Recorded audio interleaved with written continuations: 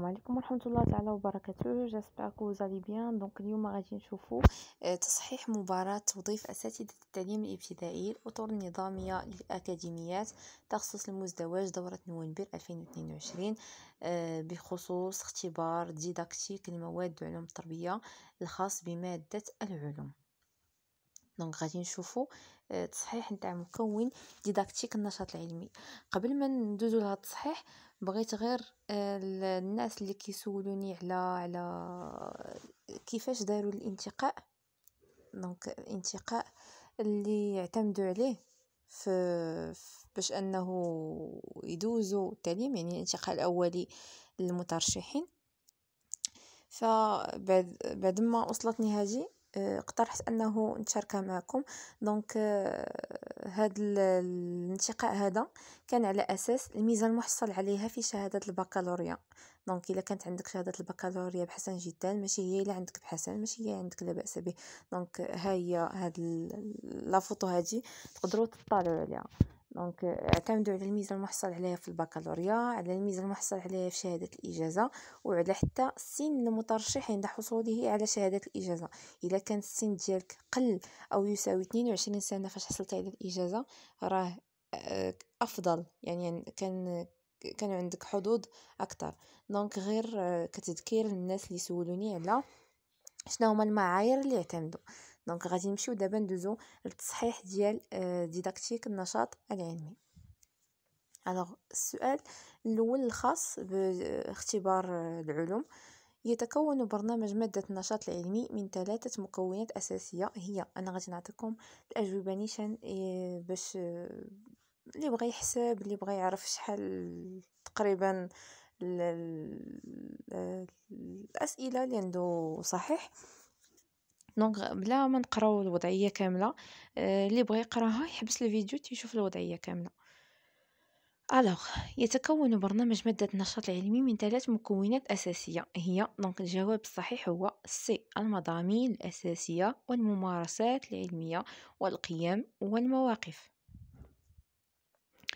السؤال رقم 92: يخصص الأسبوع الخامس من كل وحدة دراسية لمواضيع النشاط العلمي. ديما الأسبوع الخامس بين يخصص لتقويم ودعم وتوليف تعلمات الوحدة. الجواب الصحيح كان هو الخطوات المنهجية لنهج التقصي العلمي هي دونك خطوات منهج التقصي. بالنسبة لخطوات منهج التقصي الجواب الصحيح هو ب: ملاحظة الظاهرة، صياغة سؤال تقصي، تقديم الفرضيات، اقتراح وتحديد ميثاق العمل، التقصي لاختبار الفرضيات، تقاسم أعمال المجموعات، ثم أخيرا التعميم.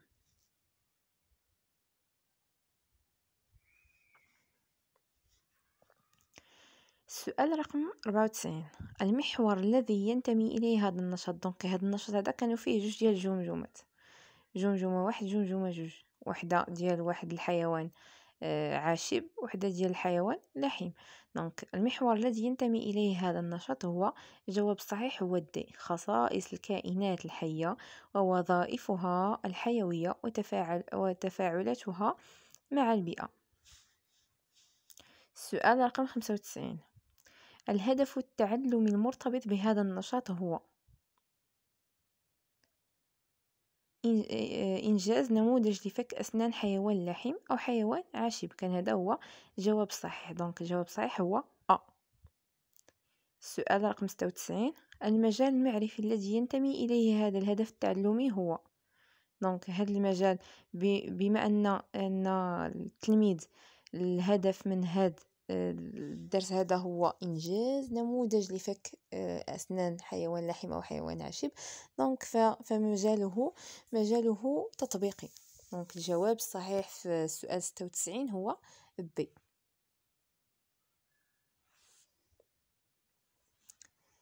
ثم الوضعية الأخرى والأسئلة ديالها. السؤال رقم 97: يتمثل الهدف من إنجاز هذه المناولة في دراسة. الجواب الصحيح هنا هو دي: العلاقة بين حجم وشكل المواد. السؤال الآخر: رقم 98. بعد إنجاز المناولة يقوم المتعلمون بتحرير النتائج المتوصل إليها. النتيجة المنتظرة من خلال هذه المناولة هي، الجواب الصحيح هو سي. دونك تتميز المادة ألف بشكل وحجم ثابتين، أما المادة باء فتتميز بحجم ثابت وشكل متغير، فيما تتميز المادة جيم بشكل وحجم متغيرين. دونك سي كان هو الجواب الصحيح. La question suivante, donc 99. الاستنتاج الذي يمكن التوصل إليه من خلال نتائج هذه المناولة هو، الجواب الصحيح هو سي. المادة ألف صلبة، والمادة باء سائلة، والمادة جيم غازية. ننتقل للوضعية الأخيرة مع الأسئلة ديالها. دونك هنا في هذه الوضعية هذه راه داروا الوضعية كانت على موضوع التنفس. دونك ما بغيتش نقرا باش ما نطولش الفيديو عليكم، غنمشي نيشان للأسئلة. اللي بغى يقراها يحبس الفيديو تيقراها مزيان ويقدر يكمل. الهدف، دونك لا كيسيون الاخرى 100، الهدف من انجاز هذه المناولة هو، شنو هو الهدف من هذه المناولة؟ الجواب الصحيح كان هو ب، ربط عملية التنفس بحركة وحجم القفص الصدري. ثم السؤال رقم 101 بخصوص استنتاجات المتعلمين حول دور العضلات في ضمان حركية الهواء من وإلى الرئتين خلال عمليتي الزفير والشهيق. الاستنتاج الصحيح هو، دونك الجواب على هذا السؤال كان هو أ.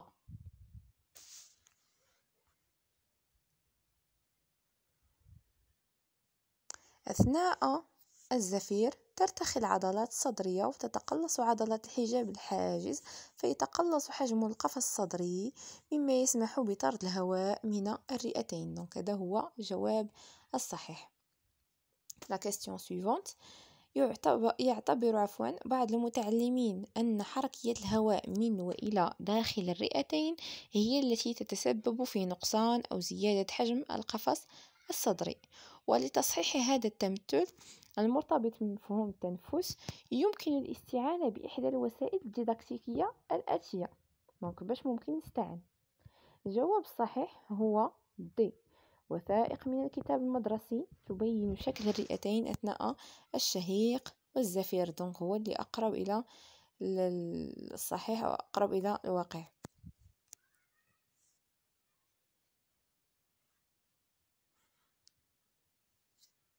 الوضعية الأخرى غنمشيو الأسئلة اللي كانوا فيها. السؤال رقم 103. خصائص النباتات التي تكشف عنها هذه المناولات هي، دونك الجواب الصحيح هو سي، التغذية والنمو. السؤال الموالي رقم 104. لإبراز أهمية الأملاح المعدنية في حياة النباتات ينبغي على المتعلمين القيام ب، الجواب الصحيح هو أ، مقارنة بين النتائج المحصلة في الأصيصين 1 و 2. السؤال الأخير 105. خلال مناقشة أهمية عامل الإضاءة في حياة النباتات أفاد أحد المتعلمين بما يلي: النباتات لا تحتاج إلى الإضاءة للنمو، لأن النبتة في الأصيص 4 نمت بشكل أفضل في الظلام.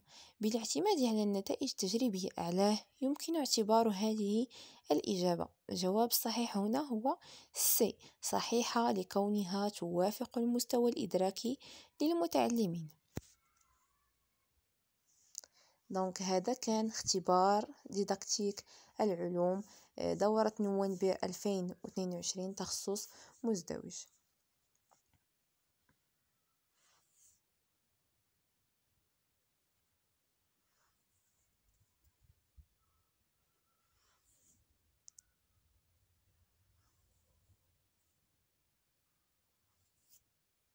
بالتوفيق للجميع.